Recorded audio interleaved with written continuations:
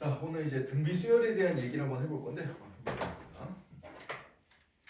자, 우리가 전에 등차 수열에 대한 거 복습 간단하게 한번 하고 넘어가자. 자.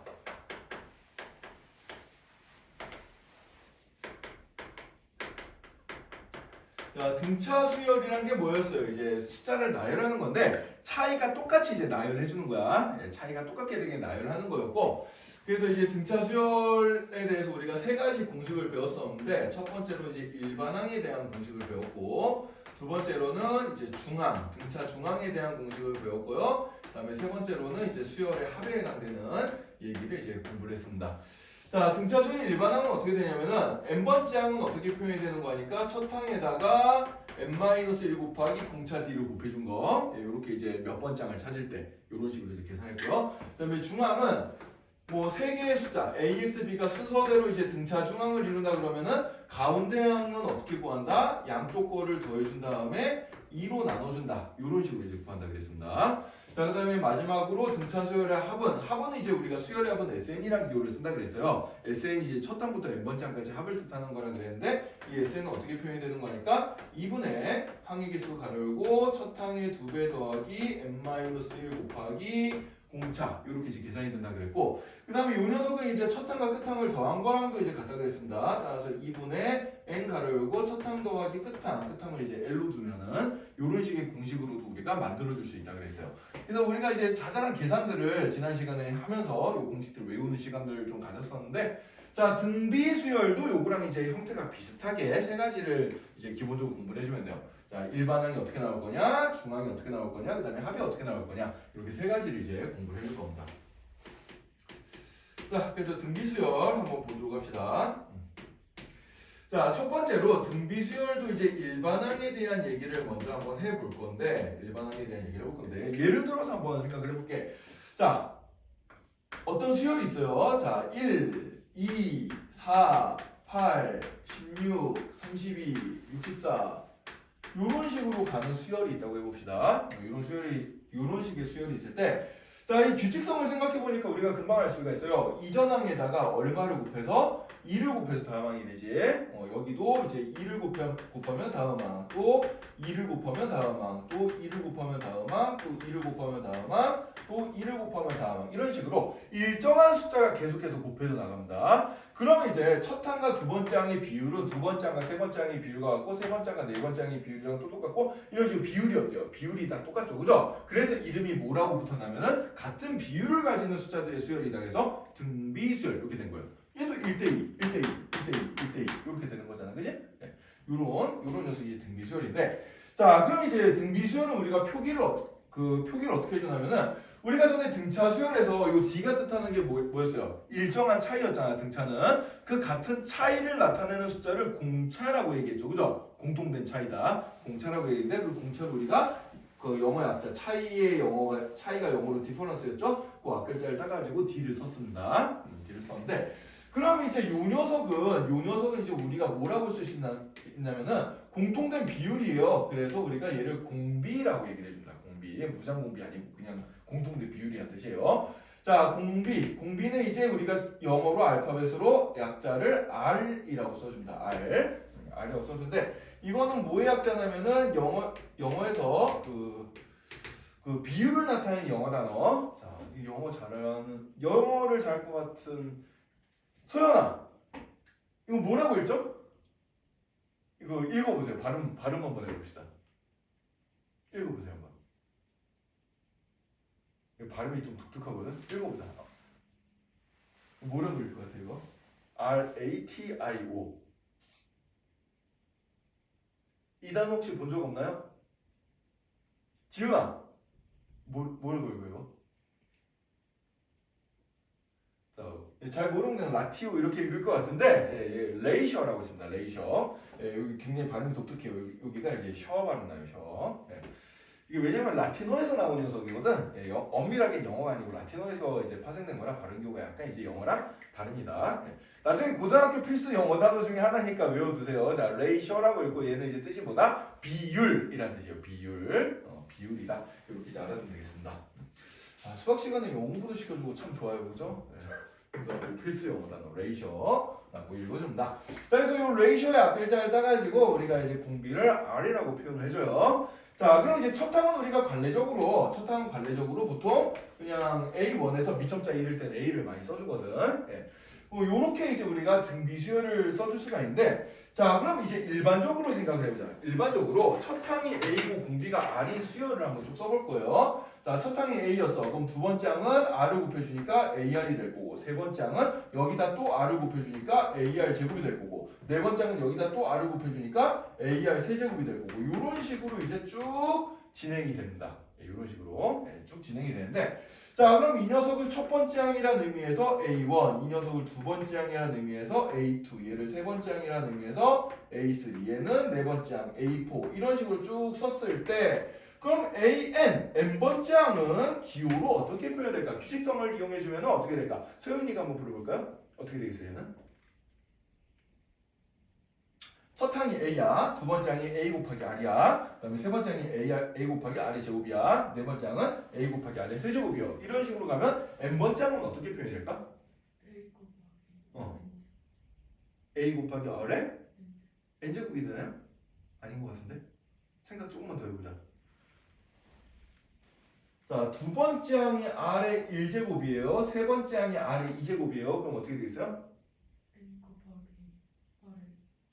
R의? 그렇지. n-1제곱이 되겠지. 요거보다 하나 작은 수가 이제 지수에 들어갑니다. 따라서 n번째 항은 어떻게 되냐면 A 곱하기 R의 n-1제곱 이렇게 되겠어요. 이 녀석이 바로 뭐냐면은 등비수열의 일반항이 되겠습니다. 등비수열의 일반항. n번째 항을 찾는 공식이 되겠어요. 따라서 등비수열의 일반항은 우리가 어떻게 적어줄 수 있냐면은 A는 어떻게 되냐면 첫 항 곱하기 공비의 n-1제곱이다. 이렇게 이제 적어줄 수 있습니다. 자, 그러면은 우리가 위에 예를 든 요 수열을 한번 보도록 하자. 이 수열. 얘는 첫 항은 1이고요. 공비는 얼마예요? 2가 되겠죠. 그죠? 그럼 이런 수열에 대해서 일반항, n번째 항은 어떻게 표현되냐면 첫 항 곱하기 공비 2의 n-1제곱 이렇게 될 거고요. 만약에 내가 이런 수열에서 20번째 항을 찾고 싶다. 그러면 n자리에다가 뭘 대입시켜주면 돼? 20을 대입시켜주면 돼. 그럼 n자리에다 20을 대입시켜주면 얘는 얼마가 되겠어요? 2를 19번 곱하게 되겠지. 그치? 이런 수열의 20번째 항은 2의 19제곱이 되는구나. 이렇게 이제 생각을 해주면 되겠습니다. 이해됐나요? 이런 식으로 이제 우리가 일반항을 찾아줄 수 있어요. 자, 그럼 요거 관련된 문제 하나 연습 한번 해보고 넘어갑시다. 자, 몇 번을 한번 연습해 볼 거냐? 16번 문제 한번 봅시다. 169쪽에 16번 문제. 자, 16번 문제. 자, 다음을 만족시키는 등비수열의 일반항 AN을 구하시고 그러는데, 자, 얘는 어떤 수열인 거 하니까 두 번째 항이 3이고요. 두 번째 항이 3이고, 그 다음에 다섯 번째 항이 81이 되는 요런 등비수열을 찾으래. 요런 등비수열의 일반항을 찾는 문제가 되겠습니다. 자, 그럼 우리가 n번째 항을 찾기 위해서 뭐랑 뭘 알면 되냐면 여기 보이듯이 첫 항이 뭐고 그 다음에 공비가 뭔지를 찾으면 되거든. 자, 그럼 이제 두 번째 항과 다섯 번째 항이 나왔으니까 저기 일반항 공식에 한번 대입을 시켜볼 거예요. 자, 그럼 A2는 뭐가 되는 거 하니까 첫 항 몰라요. A라고 놓고요. 공비도 몰라요. 공비의 2-1제곱. 요 녀석이 얼마다? 3이다. 이렇게 이제 일반항 공식에 넣어서 써주면 됩니다. 그러니까 2 빼기 1은 1이니까 결국 뭐가 돼요? A 곱하기 R이 얼마가 돼? 3이 되겠지. 그치? 네, 이런 식이 하나 나오게 되고요. 자, 그 다음에 다섯 번째 항도 생각해주면 이 다섯 번째 항 나왔으니까 얘는 첫 항 곱하기 그럼 공비의 5-1제곱. 그러니까 요게 이제 81이 되는데 5 빼기 1은 4니까 A 곱하기 R의 4제곱이 얼마가 되겠어요? 81이 되겠구나. 이렇게 이제 식이 두 개가 나오게 돼요. 자, 그럼 얘는 미지수가 두 개의 식이 두 개란 말이야. 그럼 연립방정식을 풀면 답이 나오는데, 자, 여기서 등비수열에서는 연립방정식을 어떻게 풀면 좋냐면은 나눠주면 좀 편하게 나옵니다. 예를 들어서 요 녀석과 요 녀석을 변변 나눠볼 거예요. 우리가 이제 A 얼분에 A 곱하기 얼분에 A 곱하기 R의 4제곱 요걸 해주면은 얘는 뭐랑 같은 거야? 3분의 81이랑 똑같게 나올 거거든요. 자, 이렇게 나눠버리면 첫 항이 어떻게 돼요? 약분되면서 미지수 하나가 소거가 되게 됩니다. 자, 그래서 등비수열에 관한 식들은 연립방정식을 풀 때 변변을 어떻게 해준다? 나눠주는 방식을 써주면 좀 편하게 풀립니다. 그래서 나눠주면은 R분의 R4제곱인데 얘도 R이 하나가 약분이 되죠. 그래서 좌변은 R의 세제곱이 될 거고 3분의 81은 27인데 27은 계산을 해보면 3을 3번 곱한 거잖아. 그치? 그래서 비교를 해보면 공비에 해당되는 R값이 얼마가 되겠구나? 3이 되겠구나. 그걸 알 수가 있고요. 그럼 공비 3을 여기다 대입시켜주면 A 값이 얼마나 걸 알 수가 있어요? A 값은 1이겠구나라는 걸 알 수 있습니다. 자, 그럼 이런 수열의 일반항 A는 어떻게 되겠어요? 첫 항이 1이고 공비가 3이니까 공비에 3의 n-1제곱 이렇게 적어주면 되겠죠. 그래서 1은 곱하나 말하니까 그래서 A는 뭐가 된다? 3의 n-1제곱이 된다. 이렇게 찾아주면 됩니다. 이해되나요? 네. 그래서 첫 항과 공비를 모르면 첫 항과 공비를 미지수로 두고 일반항 공식에 넣어서 풀어주면 되는데 그럼 미지수 두개 식두개가 나온단 말이야. 자, 여기가 중요해요. 지금 간단한 식으로 했지만 나중에 복잡한 식도 요령은 똑같습니다. 자, 우리가 어떤 조건을 써가지고 나온 이렇게 미지수 두개 식두개를 쓸 때 자, 이 녀석은 변변 어떻게 주면 변변 나누면 연립방정식이 쉽게 풀린다. 연립방정식이 쉽게 풀린다. 요걸 좀 주의를 해주세요. 자, 등차 수열일 때는 이제 우리가 가간법 써가지고 변변 더하거나 빼주거나 이러면 쉽게 풀렸는데 등비수열은 가간법이 안 먹히고 곱하기로 이루어져 있기 때문에 따라서 얘는 뭘 써준다? 나눠준다. 나눠주면은 미지수가 소구가 쉽게 될 거야. 이렇게 생각을 해주면 돼요. 알겠죠? 연립방정 풀 때 좀 나눠주는 방법을 많이 쓴다라고 생각해주면 되고요. 자, 그래서 이제 등비수열의 일반항에 대한 얘기를 간단하게 한번 해봤습니다.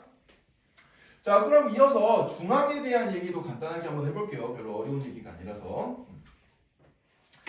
자,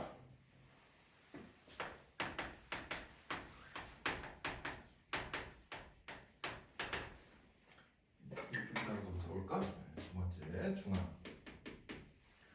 중항은 보통 이제 세 개의 숫자 A랑 X랑 B가 순서대로 등비수열일 때 가운데 항이 양쪽으로 어떻게 표현되냐 이걸 이제 찾아보는 건데. 자, 예를 들어서 A랑 X랑 B가 얘가 이제 순서대로 등비수열을 이룬다고 생각해 봅시다. 순서대로 등비수열. 그럼 뭔가 공비가 있을 거 아니야. 그래 안 그래? A에다가 R을 곱해주면 X가 되고요. R에다가 다시 X에다가 다시 뭘 곱해주면 또 R을 곱해주면 B가 될 거예요. 자, 그러면은 A 곱하기 R이 X가 되니까 그럼 얘는 공비는 어떻게 구하겠어요? 공비는 A분의 X로 구하면 되겠죠. 그래야 안 그래요? 그죠? A분의 X. 마찬가지로 X에다가 공비 R을 곱해서 얘가 이제 B가 됩니다. 그럼 여기서도 공비 R은 어떻게 표현돼요? X분의 B가 되겠죠? 양변 X로 나와주면 되니까. 자, 그러면 얘가 똑같이 공비 R이니까 우리가 식을 어떻게 잡을 수 있냐면 A분의 X의 값이 뭐랑 똑같다? X분의 B의 값과 똑같다. 이렇게 식을 잡을 수 있을 거고. 자, 이런 분수식은 우리가 어떻게 풀어요? 이렇게 X자로 곱한 게 어떻다? 숫자가 같게 나오지. 그래서 이렇게 곱한 거. X의 제곱이 뭐가 된다? 이렇게 곱한 거. A랑 B로 곱한 거랑 같다. 이런 결론이 나오게 되겠습니다. 따라서 등비중항 공식은 어떻게 되냐면은 가운데 녀석을 제곱해주면 얘가 뭐가 된다? 양쪽 거를 곱한 게 된다. 이렇게 이제 찾아주면 돼요. 알겠죠? 이게 이제 등비중항 공식이 되겠습니다. 자, 그럼 등비중항에 대한 공식 문제를 한 문제 한번 간단히 풀어보자. 30번 문제 한번 볼까요? 170번 넘어가서 30번 문제를 한번 보면은 자, 2, X, 8, Y, 32 이런 식으로 가는 어떤 수열인데 이게 등비수열이야. 자, 그러면은 2랑 8과 X 이렇게 세 개가 이제 등비수열을 이루니까 자, 그러면 어떻게 되겠어요? 가운데 녀석을 제곱해 준 거야. X를 제곱해 준 녀석이 어떻게 돼? 양쪽 거를 곱한 거랑 같다. 2 곱하기 8이랑 같다. 그래서 X제곱이 16이 되겠죠. 그죠? 따라서 X가 될 수 있는 값은 뭐예요? 플러스 마이너스 4 이렇게 두 개가 나온다. 여기서 조심해야 될 거는 제곱해서 16이 되니까 마이너스 값 원래 값은 마이너스도 돼요. 마이너스 4 된다. 마찬가지로 또 요거를 생각해주면은 요렇게 세 개를 곱해주는데 그럼 X값이 플러스 4인 경우랑 마이너스 4인 경우가 또 달라지거든. 아니면 요렇게 해볼까? 요렇게 하면 좀 더 편하겠네요. 자, 그럼 여기서 8과 Y와 32가 또 순서대로 등비수열이니까 가운데 녀석이 제곱 Y 제곱은 어떻게 되겠어요? 8 곱하기 32가 되겠죠. 그죠? 8 곱하기 32가 됩니다. 자, 그러면 8 곱하기 31을 내주면 얼마나 얘가? 8, 3, 24, 8, 26, 256인데 256은 16의 제곱이죠. 그죠? 16의 제곱이니까 Y 값은 어떻게 되겠어요? 플러스 마이너스 16이 되겠어요. 플러스 마이너스 16. 자, 그러면 이제 이게 X가 4면은 Y 값도 16이 되고 X가 마이너스하면 Y 값도 마이너스 16이 되는데 이게 부호가 똑같아야 돼요. 왜 그런 거 아니까? 자, 보자. 그 다음에 X자리에 4를 넣어봐. X자리에 4를 넣어주면은 어떻게 돼요? 이게 공비가 지금 2거든. 그럼 여기도 얼마를 곱해야 돼? 2를 곱해야 돼. 따라서 y값은 얼마가 나요? 16이 나오게 돼요. 자, 그런데 2랑 그 다음에 x에 해당되겠지 마이너스 4라고 생각해보자. 그러면은 여기서 여기 곱할 때 마이너스 1을 곱했죠. 그죠? 그럼 여기서 여기 곱할 때도 마이너스 1을 곱하니까 그 다음에 곱할 때도 얼마 해야 돼? 다시 마이너스 1을 곱해줘야 돼. 그럼 y에 해당되는 값이 얼마나 나요? 마이너스 16이 나오겠죠. 그죠? 공비가 이렇게 음수가 돼도 상관이 없어요. 예, 공비가 음수가 돼도 상관이 없기 때문에 여기 등비중한 공식을 계산할 때는 중요한 게 뭐다? 제곱해서 이게 나오니까 x는 플러스랑 마이너스 두 개의 값을 가질 수 있다는 거 항상 조심을 해줍시다. 그래서 x가 4면 y도 16이 나오고 x가 마이너스 하면 y도 음수 마이너스 16이 나온다. 요거를 좀 조심해서 풀어주면 돼요. 그렇죠? 자, 이렇게 해서 이제 우리가 등비 수열의 일반항과 그 다음에 등비 중항에 대한 얘기를 한번 공부를 해봤는데 문제가 막 그렇게 크게 어렵진 않습니다. 그래서 여러분들 168쪽부터 170쪽까지 지금 나와 있는 문제들의 홀수법 문제만 한번 쫙 풀어봅시다. 짝수법 문제는 나중에 숙제로 보고요. 홀수법 문제만 지금 한번 풀어보자.